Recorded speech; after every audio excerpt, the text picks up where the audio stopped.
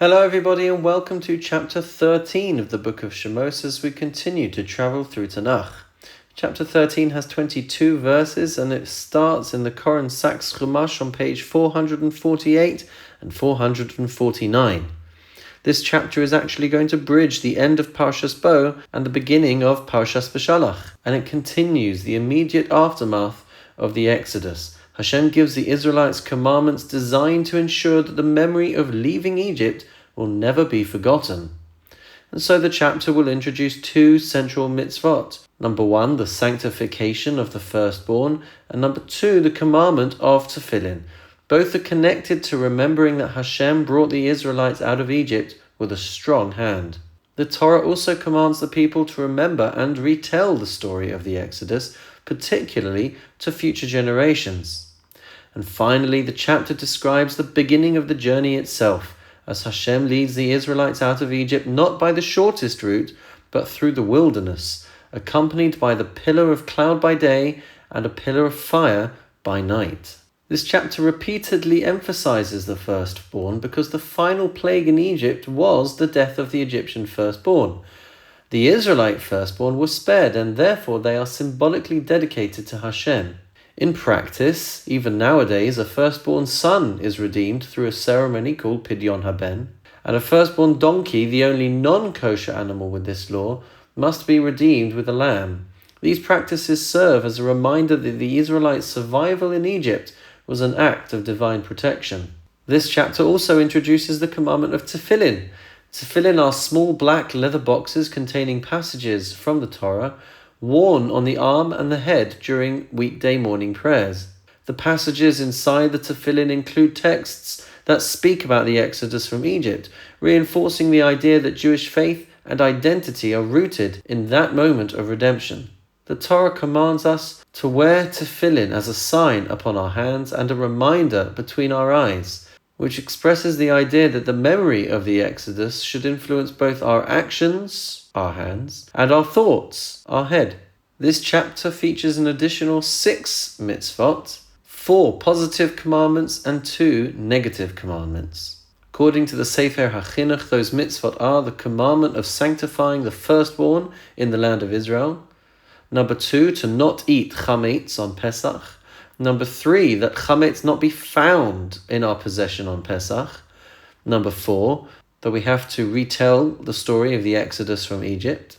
Number 5, the commandment to redeem firstborn donkeys. And finally, number 6, the commandment to behead a firstborn donkey if you do not wish to redeem it. With this introduction in mind, let us turn to chapter 13, verse 1.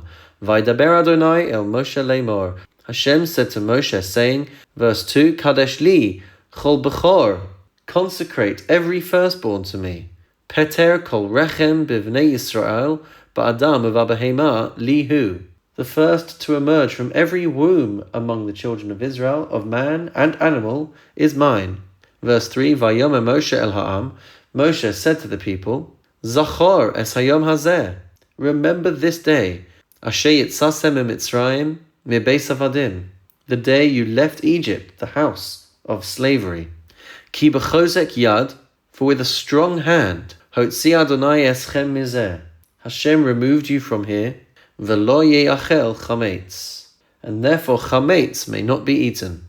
Verse 4, Hayom atem yotzim, today you are leaving, b'chodesh ha'aviv, in the month of springtime. And our rabbis point out that this is a generous act from Hashem, that he would take the Jewish people out when the weather would not be too hot, or too cold, or too rainy, and it was the perfect time to be able to take them out.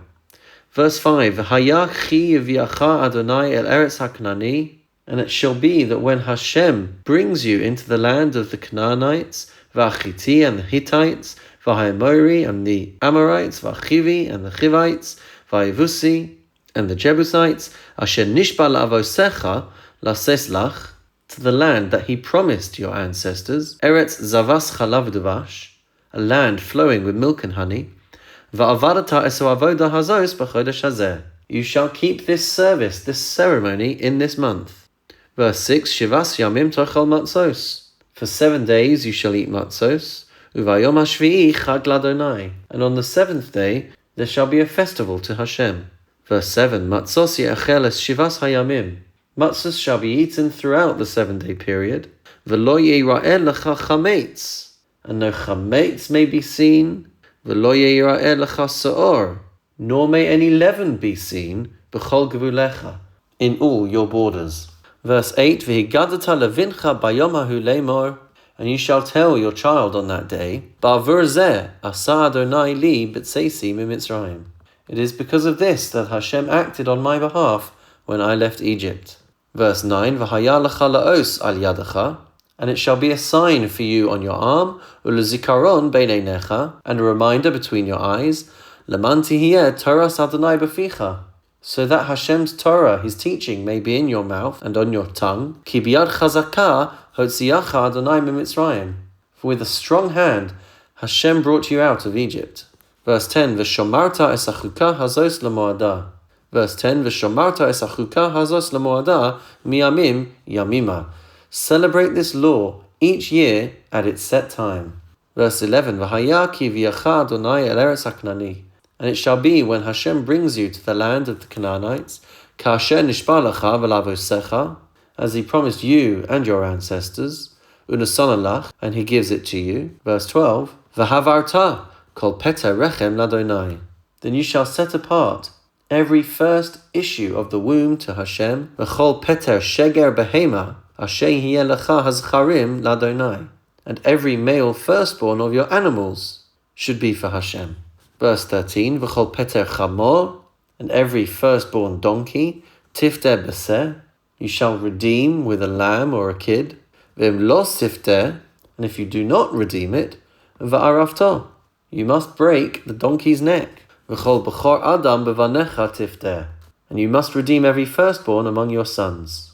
And actually, the mitzvah of pidyon haben, of redeeming firstborn children, is still practiced to this day. Verse 14, V'haya ki yishalcha vincha machar lemor. And it shall be when your son will ask you at some point in the future, Mazos, what is this? Which if you look carefully in the Haggadah is the question asked by the simple son. V'amarta elav, and you shall say to him, B'chozek yad, with a strong hand, Hotziyanu Adonai mimitzrayim, Hashem brought us out from Egypt, Mibeis avadim, from the house of slavery. Verse 15, Vayihi ki hiksha Pharaoh l'shalchenu. And when Pharaoh stubbornly refused to send us out, Vayiharog Adonai kol b'chor be'eretz Mitzrayim, and Hashem killed all the firstborn sons in the land of Egypt, mib'chor Adam, the firstborn of man, v'ad b'chor behema, to the firstborn of the animals.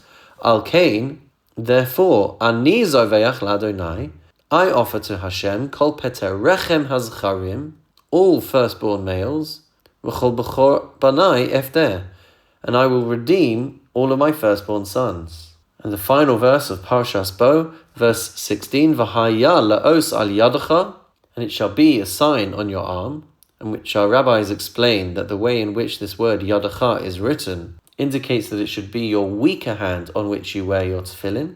So if you are right-handed, you wear tefillin on your left arm, and if you're left-handed, you wear tefillin on your right arm. Ulatotafos beinei necha, and it shall be an ornament between your eyes. Ki b'chozek yad hotziyanu Adonai mimitzrayim. For with a strong hand Hashem brought us out and rescued us from Egypt. Verse 17, as we move into the beginning of Parshas B'Shalach, page 454 and 455 in the Koren Sachs Chumash. Vayihi b'shalach paro es ha'am, and when Pharaoh let the people go, v'lo nacham Elohim derech eretz plishtim. Hashem did not lead them through the land of the Plishtim, ki karovhu, though it was the shorter route, Ki Omar Elohim, because Hashem said, Pen yinachem ha'am bir'osa milchama v'shavu mitzrayma. Perhaps the people will reconsider when they see a war, and they will return to Egypt. So the route via the land of the Plishtim would have been a quicker route, but they would have been attacked. And so this is why Hashem decides to take them a longer route. Verse 18, Vayasev Elohim es ha'am derech hamidbar Yamsuf. So He led them on a roundabout route by way of the wilderness, towards the Yamsuf, the Sea of Reeds. V'chamushim alu v'nei Yisrael me'eretz Mitzrayim. And the children of Israel were armed when they went up from the land of Egypt. And this word chamushim is interpreted in a number of different ways. In fact, Rashi brings at least 3 different translations. Chamushim, as we said, meaning they were armed for battle. But it could mean that it comes from the word chamesh, meaning 1 in 5 members of the children of Israel came out of Egypt, meaning 4/5 had passed away during the plague of darkness and did not come out with the rest of the Jewish people. Or this number could mean even 1 in 50 came out, or even 1 in 500. So there are several different interpretations and translations for this. Verse 19, Vayikach Moshe etz atzmos Yosef imo. Moshe took the bones of Yosef with him. Ki hishpia es bnei Yisrael lemor. Because Yosef had bound the Israelites by oath, saying, Pakod yifgod Elohim eschem. Hashem will surely remember you to bring you out of Egypt. Va'alisem es atzmosai mizeh etchem. And you shall bring up my bones from here with you. And indeed, Yosef is eventually laid to rest in the city of Shechem. But his remains actually journey with the Jewish people throughout the wilderness. And the rabbis say that while the rest of the children of Israel were getting all of their gold and silver back from the Egyptians, Moshe was busy trying to locate Yosef's remains to be able to honor this oath and bring him out. Verse 20, Vayisa'u misukos, and they journeyed from Sukkos, Vayachanu ve'esam b'ksei hamidbar, and they encamped at Etam, at the edge of the desert. Verse 21, Vadonai holech lifnehem yomam ba'amud anan.